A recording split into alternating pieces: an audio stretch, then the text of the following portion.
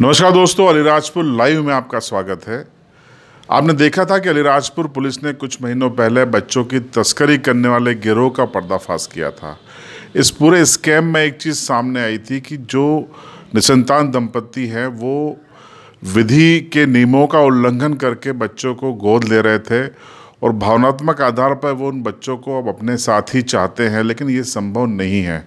इस पूरे मसले पर अलीराजपुर के एडिशनल एसपी सीमा अलावा जी हमारे साथ में हैं। उनसे हम बात करेंगे कि आखिर सही प्रक्रिया क्या है ताकि आगे चलकर लोग इस तरीके की परेशानियों में न उलझें, भावनात्मक रूप से भी परेशान न हो, न ही उनके खिलाफ किसी तरीके की कानूनी कार्रवाई हो सके।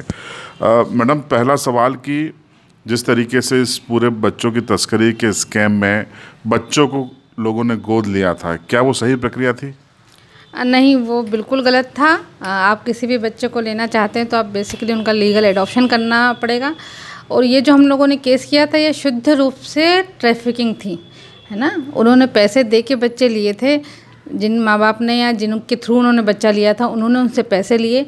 तो किसी भी स्थिति में किसी भी बच्चे का पैसे से आदान प्रदान बिल्कुल नहीं होगा, खरीदी बिक्री नहीं होगी। और ये टोटली अपराध है जो धारा 370 की कैटेगरी में आता है।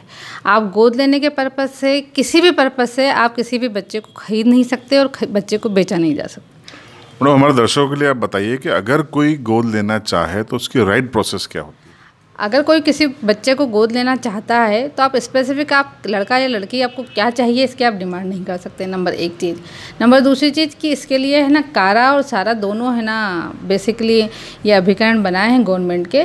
ये लोगों यहाँ आपको आवेदन देना पड़ेगा और उसके बाद जब आपका नंबर आएगा तब आपको बच्चा मिलेगा। और ऐसा भी नहीं कि आपने चाहा और आपको बच्चा मिल जाएगा। आप बच्चे के लिए प्रॉपर है ना भरण पोषण करने के लिए, उसको पालने के लिए, आप दत्तक लेने के लिए आप सक्षम हो या ना हो, ये जब कोर्ट और न्यायालय सुनिश्चित कर लेगा उसी के बाद आपको बच्चा मिलेगा। तो बच्चा गोद लेना इतनी छोटी सी कोई कार्रवाई नहीं है। बेसिकली एक पूरी उसके लिए संस्था बनी हुई है, क्योंकि उसमें बच्चों का सर्वोत्तम हित देखना है कि उसका अच्छे से पालन हो। इसी के चलते है ना कारा और सारा के थ्रू आप बच्चा अडॉप्ट कर सकते हो। और यदि अगर वहाँ नहीं जाना है तो आपकी ना हर कोर्ट में दत्तक ग्रहण के लिए पर्टिकुलर एक कोर्ट बनी हुई है, आप वहाँ भी आवेदन लगा के आप बच्चे को गोद लेने की प्रक्रिया कर सकते हैं। अच्छा मैडम, जैसे यहाँ इस पूरे बच्चा तस्करी कांड में देखने में आया कि कई पेरेंट्स ने उनका बर्थ सर्टिफिकेट बना लिया था, वो कितना लीगल है? वो बेसिकली 420 की कैटेगरी में आता है। 420 में यह है कि आप विशुद्ध रूप से कोई गलत जानकारी बना के कोई प्रपत्र तैयार कर रहे हैं। जब आपने किसी बच्चे का लीगल एडॉप्शन किया ही नहीं है और बिना उसके बिहाफ पे आपने ये बता के, ये जानकारी दे के कि ये बच्चा हमने पैदा किया है, ये हमारा बच्चा है, ये बता के आपने अगर कोई उसका बर्थ सर्टिफिकेट बनवा लिया है तो सीधी की 420, 467, 68 की कैटेगरी में आएगा। तो ऐसे लोग जिन्होंने ऐसा किया है उन पे कोई आप एक्शन लेंगे? 120 भी लगा दी है आपने? हाँ, इस वाले केस में 120 भी लग चुकी है, 420 का भी रजिस्टर हो चुकी है, क्योंकि हमने है ना इसमें कुछ बर्थ सर्टिफिकेट हमने है ना जब्त किए हैं। बेसिकली माँ बाप ने तो सिर्फ ये जानकारी दे दी कि ये बच्चा हमारे को घर में डिलीवरी हुआ है और उसका बर्थ सर्टिफिकेट बनवा दो। तो ऐसा आवेदन दे दिया, ऐसा शपथ पत्र दे दिया और उस पर से है ना बर्थ सर्टिफिकेट बन गए, तो सीधे 420 की कैटेगरी में आएंगे और वो धारा हमने इसमें बढ़ाई है। तो मैडम, एक अंतिम सवाल कि इस पूरे स्कैम में आगे कुछ और बच्चे ट्रेस होने जा रहे हैं, आपके इन्वेस्टिगेशन में क्या सिग्नल्स हैं? अभी तक जैसे 13 बच्चे हुए हैं, 27 आरोपी हुए हैं। अभी इन्वेस्टिगेशन है ना हमारा चालू है और रिसेंटली हम है ना बहुत जल्दी हम कुछ और बच्चे रिकवर करेंगे। अच्छा, जो एक्यूज हैं वो लगातार कोर्ट से बेल मांग रहे हैं, बेल रिजेक्ट भी हो रही है, पुलिस की क्या डिमांड है? आपको क्या लगता है कि अगर ये लोग बाहर आएंगे तो इस केस के इन्वेस्टिगेशन को, गवाहों को प्रभावित करेंगे?